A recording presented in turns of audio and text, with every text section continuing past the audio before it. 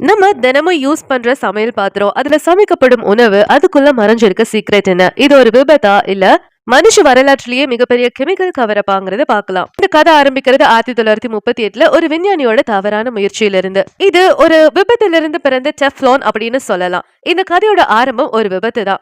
1938ல doctor Rai J Plunkett அப்படிங்கிறவரு டூபாண்ட் கம்பெனில சயின்டிஸ்டா வேலை செஞ்சுட்டு இருந்தாரு. அவரு ஒரு கேஸ் எக்ஸ்பெரிமெண்ட் பண்ணும் போது கேஸ் சிலிண்டர் ஓபன் பண்ணாரு. கேஸ் வெளியே வரல. சிலிண்டருக்குள்ள ஒரு ஒயிட் பவுடர் மட்டும் இருந்தது. அந்த பவுடர் தான் பின் நாட்கள்ல டெஃப்லான் அப்படின்னு பேர் வந்துச்சு. அந்த கெமிக்கலுக்கு ஒரு விசேஷம் என்ன அப்படின்னா ஹீட்டுக்கு ரியாக்ட் ஆகாது. எந்த கெமிக்கல் கூடயும் ஒட்டாது, உடையாது, கரையாது. அந்த நேரத்துல இது ஒரு மிராக்கல் டிஸ்கவரின்னு சயின்டிஸ்ட் எல்லாம் நினைச்சாங்க. ஆனா இந்த மிராக்கல்ல ஒரு மாபெரும் அபாயம் ஒளிஞ்சிருக்கு. வேர்ல்ட் வார் 2 காலத்துல டெஃப்லான் குக்வேர் பயன்படுத்தல. இது பயன்படுத்தப்பட்டது ஆட்டோமிக் பாம் தயாரிக்க. எப்படின்னா இந்த மன்ஹட்டன் ப்ராஜெக்டா இருக்கட்டும், nuclear weapon sealing project, extremely secret டெக்னாலஜிக்கெல்லாம் யூஸ் பண்ணணும்னு வச்சிருந்தாங்க. இந்த கெமிக்கல் எவ்வளவு பவர்ஃபுல்னா நியூக்ளியர் ரேடியேஷன் கூட ரெசிஸ்ட் பண்ணும்.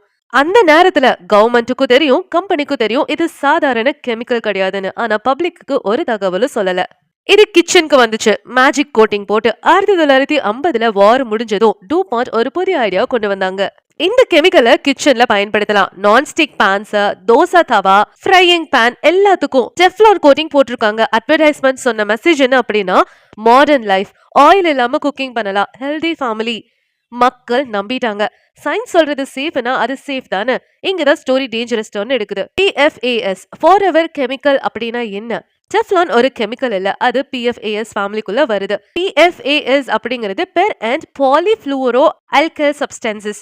இதுதான் இவங்களோட ரியல் டேஞ்சர். நேச்சர்ல டீக்ரேட் ஆகாது, வாட்டர்ல டிசால்வும் ஆகாது, இது பாடியில சேரும், வெளியே போகாது. அதனாலதான் சயின்டிஸ்ட் இதுக்கு இந்த பேரு வச்சாங்க, ஃபார் எவர் கெமிக்கல்ஸ் அப்படின்னு. ஒரு தடவை பாடிக்குள்ள போனா 5 வருஷம், 10 வருஷம், லைஃப் டைம் கூட இருக்கலாம். இது மனுஷ உடம்புக்குள்ள நடக்கிற போர். PFAS பாடிக்குள்ள போகிற வழி என்ன தெரியுமா? நான்ஸ்டிக் குக்வேரை யூஸ் பண்றதுனால, ட்ரிங்கிங் வாட்டர் வழியா, ஃபுட் பேக்கேஜிங் வழியா, காத்து வழியா பாடிக்குள்ள போனதும் பிளட்ல மிக்ஸ் ஆகும், லிவர்ல ஸ்டோர் ஆகும், ஹார்மோன்ஸ் டிஸ்டர்ப் பண்ணும். இதோட ஃபைனல் அவுட்புட் எப்படி இருக்குன்னா kidney cancer, testicular cancer, thyroid problems, infertility, babies born with defects. ஒரு குழந்தை பிறக்கும் போதே கெமிக்கல் கண்டாமினேஷனோட பிறந்த எப்படி இருக்கும்? இதுதான் மனித குலத்தோட அலாம் பெல். இது என்வாயன்மெண்ட்டுக்கு நடந்த குற்றம் தான். டூபாண்ட் ஃபேக்டரிஸ் அருகில் இருந்த ரிவர்ஸ், வில்லேஜஸ் எல்லாமே இந்த கிரவுண்ட் வாட்டர் இருக்குல்ல, அதெல்லாம் பொல்யூஷன் ஆயிடுச்சான். ட்ரிங்கிங் வாட்டர் எல்லாம் கண்டாமினேட்டட் ஆயிடுச்சான். மீனெல்லாம் செத்து போய் அப்நார்மலா ஆயிடுச்சான். அனிமல்ஸ்னால ரீப்ரொடியூஸே பண்ண முடியல.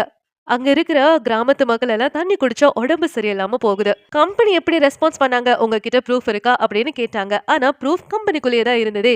இந்த கம்பெனிக்கு முன்னமே உண்மை தெரியும். 1960ல இருந்து டூபாண்ட்டுக்கு தெரியல PFAS டேஞ்சரஸ்னோ, ஒர்க்கர்ஸ் பிளட் கண்டாமினேட்டட் ஆகுதுனோ, பிரெக்னன்ட் விமன் ரிஸ்க் ஆகுறாங்கன்னோ. இதோட இன்டர்னல் டாக்குமெண்ட்ஸ் எல்லாம் என்ன ஆச்சு? இந்த டெஸ்ட் ரிசல்ட் எல்லாம் மறைக்கப்பட்டது. சயின்டிஸ்ட் எவ்வளவு வார்னிங் கொடுத்தும் மறுக்கப்பட்டாங்க. இதோட ரீசன் என்ன தெரியுமா? பணம் மட்டும்தான். ஒரு சென்டென்ஸ்ல சொல்லணும்னா பணத்துக்காக மக்களையே சாக்ரிஃபைஸ் பண்ண ஆரம்பிச்சாங்க. அப்புறம் என்ன, நீதிக்கான போராட்டம் தான். கொஞ்சம் மக்கள் முன் வந்து சயின்டிஸ்ட், லாயர்ஸ், லோக்கல் வில்லேஜஸ் எல்லாரும் வந்து கோர்ட்ல கேஸ் ஃபைல் பண்ணாங்க. Millions of dollar settlement. ஆனா உண்மை என்னன்னா யாரும் ஜெயிலுக்கு போகல, டேமேஜ் ஆல்ரெடி சரியாவும் ஆயிடுச்சு. இந்த ஜஸ்டிஸ், நியாயம் அப்படிங்கறது லேட்டா வந்தா அது நியாயமே கிடையாது இல்லையா? இன்னைக்கு டெஃப்லான் சேஃபா அப்படின்னு கேட்டா கம்பெனி என்ன சொல்றாங்க? PFOA ஃப்ரீன்னு சொல்றாங்க, சேஃப் கோட்டிங்னு சொல்றாங்க. ஆனா ரியாலிட்டியில பழைய PFAS ரீப்ளேஸ் பண்ணி புது PFAS இன்ட்ரடியூஸ் பண்ணிருக்காங்க.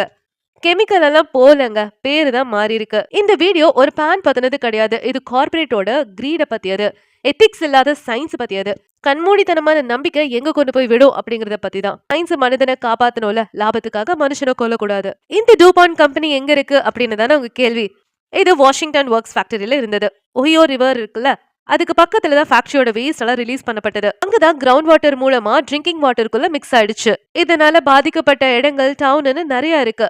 இப்போ நான்ஸ்டிக் எல்லாம் நம்ம யூஸ் பண்ணலாமா சேஃபா அப்படின்னு கேட்டா கம்ப்ளீட்டா சேஃப் அப்படின்னு நம்ம சொல்ல முடியாது. முன்னாடி எல்லாம் நான்ஸ்டிக் குக்வேர் யூஸ் பண்ணும்போது கேன்சர், ஹார்மோன் இஷ்யூ அப்படின்னு இருந்தனால பேன் பண்ணப்பட்டது நிறைய கண்ட்ரீஸ்ல. ஆனா இப்ப என்னன்னா அந்த கெமிக்கல் பவுடர் கோட்டிங் இப்ப இருக்க குக்வேர்ல இல்லைன்னு லீகலா சொல்லியிருக்காங்க. PFOA ரிமூவ் பண்ணப்பட்டாலும் PFAS ஃபேமிலி கெமிக்கல்ஸ் ரிப்ளேஸ் பண்ணிட்டாங்க.